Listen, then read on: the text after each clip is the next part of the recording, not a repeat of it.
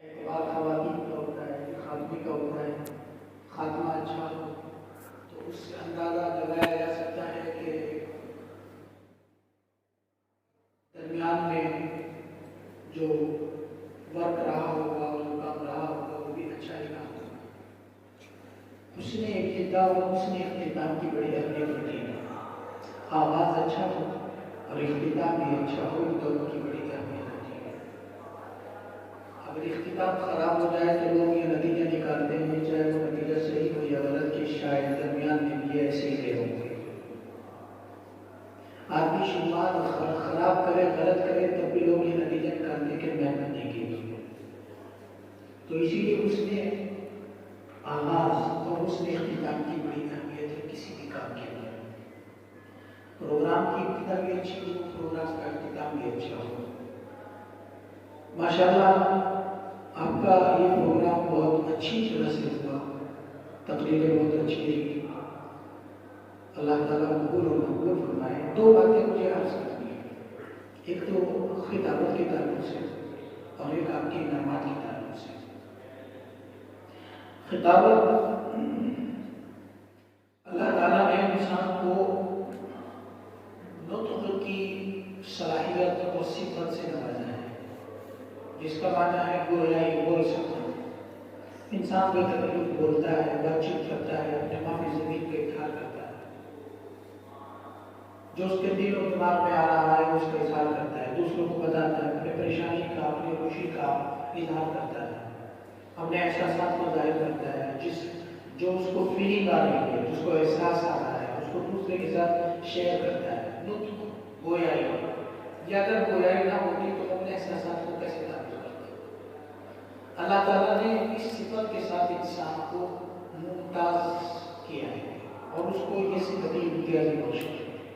یہی وجہ ہے کہ مناطقہ انسان کی تعریف میں جن سے حیوان کے ساتھ فصل نطق ذکر کرتے ہیں اور کہتے ہیں کہ انسان کی تعریف ہے حیوان ناطق۔ انسان اسے کہتے ہیں ایسا حیوان جس کے اندر نطق کی صلاحیت ہے۔ باقی حیوانات کے اندر نطق کی صلاحیت نہیں ہوتی، حیات تو ہوتی ہے، حیوان تو ہے، وہ حیوان ساحل ہے، فلاں فلاں فلاں، ان کی جو امتیازی صفت ذکر کر کے ان کو دوسرے حیوانات سے ممتاز کرتے ہیں۔ مثلا گھوڑا ہی نہیں آتا ہے تو دوسرے جانور ہی نہیں آتے نہیں ہیں، تو ایسا حیوان جو نہیں آتا ہے وہ فرس ہے، ایسا حیوان جو نطق کی صلاحیت رکھتا ہے وہ انسان ہے۔ تو نطق اس کی فصل ہے، اور فصل جانتے ہیں آپ جس کی ذریعے سے امتیاز ہوتا ہے۔ تو اللہ تعالیٰ نے انسان کو صفت نطق بخشی ہے۔ پھر اس کے مختلف دائرے ہیں۔ باہمی گفتگو میں آدمی اپنی اس قوت کا، اپنی صفت کا استعمال کرتا ہے۔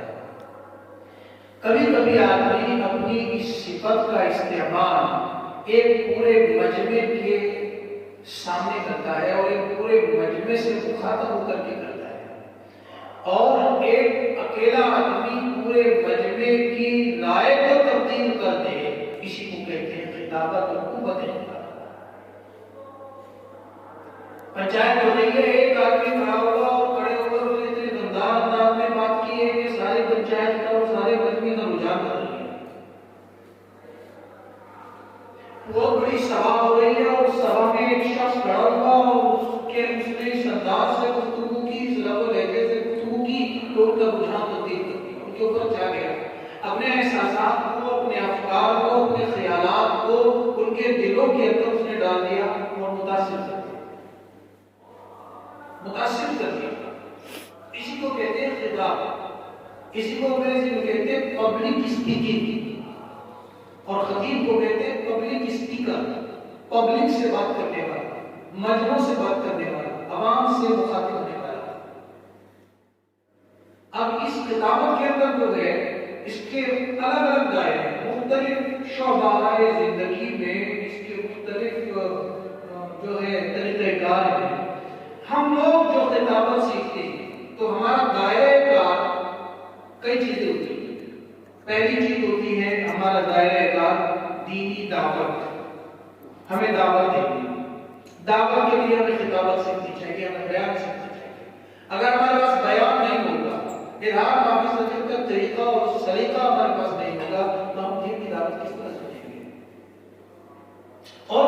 بھی ذرائع ہیں لیکن یہ ایک بہت عام اور سہل ذریعہ ہے. انبیاء مصنفین نہیں ہوا کرتے تھے، وہ کوئی کتابیں لکھ کر تقسیم نہیں کیا کرتے تھے، کوئی پمفلیٹ نہیں بانٹا کرتے تھے. کتابیں آتی تھیں ان کے اوپر لیکن وہ لکھ کر کے کتابیں تیار کر کے نہیں بانٹا کرتے تھے. وہ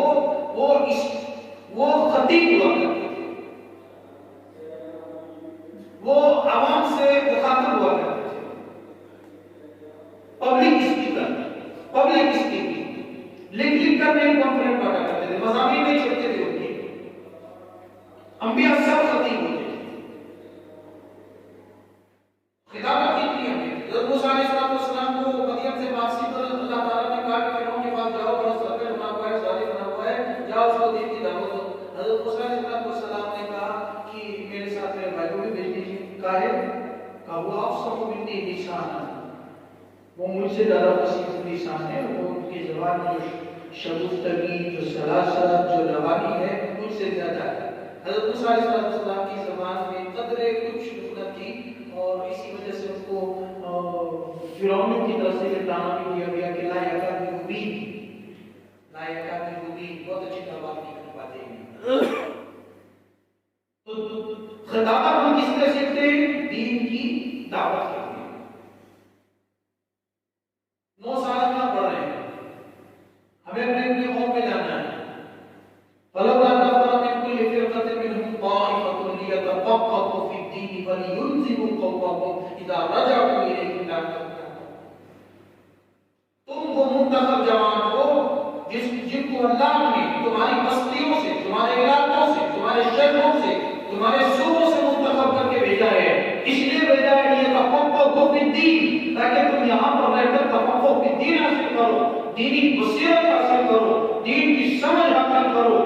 تفقه في الدين، تفقه في الدين، جا کر اس کو جو ہے اس پر اسٹڈی کرنے کا تفقه في الدين جسے کہتے ہیں.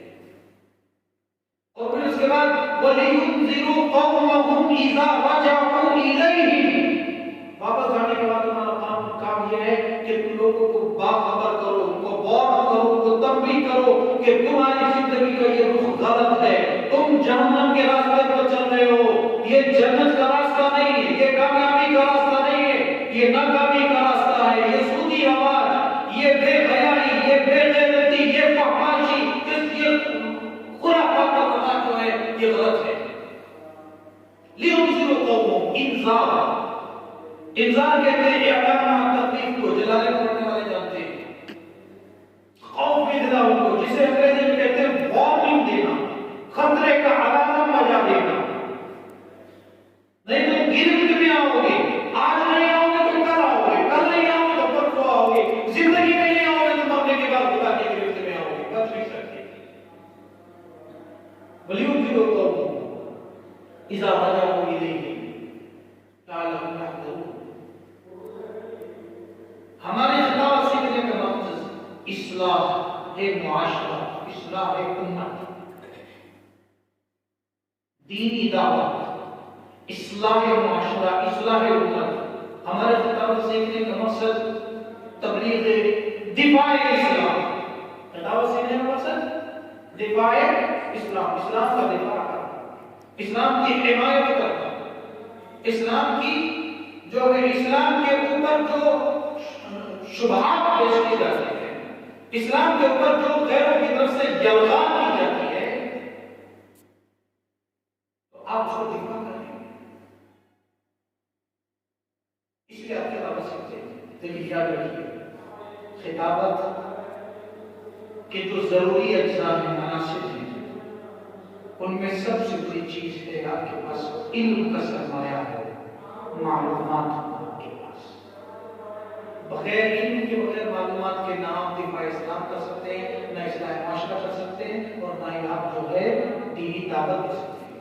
آپ کی زبان بہت اچھی چلتی ہے، آپ لفاظ ہیں، لسان ہے، شگفتہ زبان ہے آپ، لیکن آپ کے پاس سرمایہ علم نہیں ہے تو کس چیز کی دعوت دیں گے آپ؟ یہاں 9 سال پڑھنے آئے، کس لیے پڑھنے آئے ہیں؟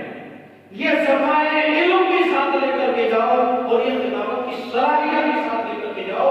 یہ سرمایہ علم ان درسگاہوں میں، ان اساتذہ کے پاس، ان اساتذہ کی سرپرستی میں، ان اساتذہ کے سائے میں، اور یہ خطابت کا تحفہ جو ہے ان اسٹیجوں سے، ان انجمنوں سے لے کر کے جاؤ۔ یہ بزم میں ہے یا خدا دستی میں ہے محبوبی، جو بڑھ کر خود اٹھا لے ہاتھ میں لینا اسی کا ہے۔ آپ کو خود آپ کے اندر ایک چاہت ہو، ایک طلب ہو، ایک تڑپ ہو، ایک شوق ہو، ایک جذبہ ہو، ایک سوچ ہو جو آپ کو عمل پر آمادہ کرے، اس کے بغیر نہیں ہو سکتا۔ زور زبردستی کے ساتھ کوئی کسی کو نہ کچھ سکھا سکتا ہے، نہ بتا سکتا ہے، اگر تم نہ چاہو۔ تمہاری چاہت پہلے ہے، تمہاری تڑپ پہلے ہے۔ تو خداوت کے تعلق سے مجھے یہ مختصر سی باتیں عرض کرنی تھی۔ دوسری بات مجھے انعامات کے تعلق سے عرض کرنی تھی۔ ماشاءاللہ الحمدللہ ہمارے یہاں یہ سلسلہ انجمنوں کا بہت اچھا چل رہا ہے۔ یہ حوصلہ افزائی، عزت افزائی، جذبہ پیدا کرنا، تحریک پیدا کرنا، حرکت پیدا کرنا، تو کہ انسان کی جو فطری صلاحیتیں ہیں، ان فطری صلاحیتوں کو ابھارنے کے لیے، نمایاں کرنے کے لیے اس کی حوصلہ افزائی ضروری ہے۔ شاباش بیٹا شاباش، واہ اور خوب۔ اس میں مختلف انداز ہوتے ہیں حوصلہ افزائی کے۔ حوصلہ افزائی کا ایک طریقہ یہ ہے کہ آپ طلباء کو انعام دیتے ہیں، کسی بھی شکل میں آپ انعام دے رہے ہیں، تو اس سے دوسروں کو ترغیب بھی ہوتی ہے اور خود اس بندے کی حوصلہ افزائی بھی ہوتی ہے، اور حوصلہ افزائی بہت ضروری ہے۔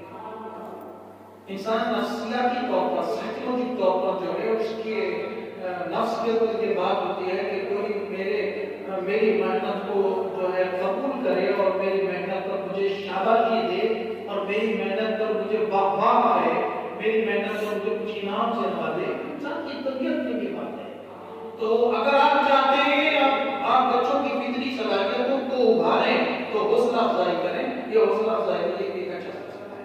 ایک استاد کے لیے بھی یہ بہت ضروری ہے کہ وہ اپنے بچوں کی، اپنے پاس پڑھنے والوں کی حوصلہ افزائی کرے، حوصلہ شکنی نہ کرے۔ بیٹا تم کر سکتے ہو، تم کر پاؤ گے، تم تھوڑا سا بدلو اپنے آپ۔ ابھی آپ کے سامنے سالانہ امتحان آ رہا ہے۔ ان الامتحان یکرم الرجل او یوہان، عزت و ذلت کا معیار ہے امتحان۔ اب آپ کے پاس صرف آپ ٹارگیٹ بنائیے، آپ اپنے اوقات کا نظام بنائیے، آپ کے پاس کتنے گھنٹے بچے ہیں، کتنے اوقات، کتنے دن بچے ہیں، سالانہ امتحان شروع ہونے میں کتنے دن بچے ہیں، آپ کو کتنا محنت کرنی ہے۔ خطابت ویسے تھوڑی ہوگی، جب جن کا سرمایہ ہوگا تو اپنا خطابت کر سکو گے آپ۔ میں ابھی انجمن میں ایک جگہ بتا کر کے آیا، مثال کے طور پر آپ سے کہا جائے کہ آپ کو روزے کے اوپر بات کرنی ہے، نماز کے اوپر بات کرنی ہے، تو آپ کو کم سے کم نماز کے تعلق سے قرآن پاک کی چند آیات کا علم ہو، چند احادیث کا علم ہو، روزے کے تعلق سے روزے کے متعلق جو قرآن پاک میں آیت ہے وہ آیت آپ کے سامنے ہو کہ ایھا الذین آمنوا کتب علیکم الصیام، تو کچھ میٹیریل تو ہونا، کچھ مواد تو ہونا، تب نہ آپ بات شروع کریں گے۔ میٹیریل اور مواد ہی نہیں ہے، بات کیا شروع کریں گے؟ ٹھیک ہے آپ کی زبان چلتی ہے بہت اچھا، لیکن میٹیریل آپ کے پاس نہیں ہے۔ چنانچہ سیاسی لوگ کے پاس اگر دین کا مواد نہیں ہو، دین کے اوپر بات نہیں کر سکتے۔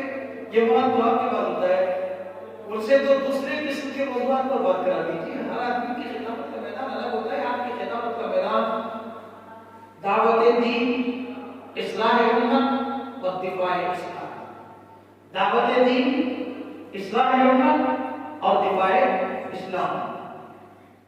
اللہ تعالیٰ کے لیے کوئی مشکل نہیں ہے کہ ایک آدمی کے اندر یہ ساری سی بات جمع کر دے، اور یہ ممکن ہے ایک آدمی کے اندر دینی دعوت کا ہی جذبہ ہے، اصلاح امت دوسرے لوگ کر رہے ہیں، اور دوسروں کے اندر جو ہے دفاع اسلام کا جذبہ ہے، دوسرے لوگ کام کر رہے ہیں۔ اب جو ہے خلافت کا سرمایہ اکٹھا کرنے کے لیے شروع ہو جائیے، یعنی معلومات، صلاحیت، استعداد، وہ امتحان کی تیاری کریے۔ ہو گئی انجمن بس، چلو بس ہو چکی نماز مسلح اٹھائیے، انجمن تو ہو گئی۔ اب آپ کو امتحان کی تیاری کرنی ہے، وقت کو بالکل فارغ کر لیا، کچھ لے کر کے جائیں، سمجھ رہے ہیں؟ اگر آپ واقعی خطیب بننے کے شوقین ہیں تو اس کے بغیر نہیں.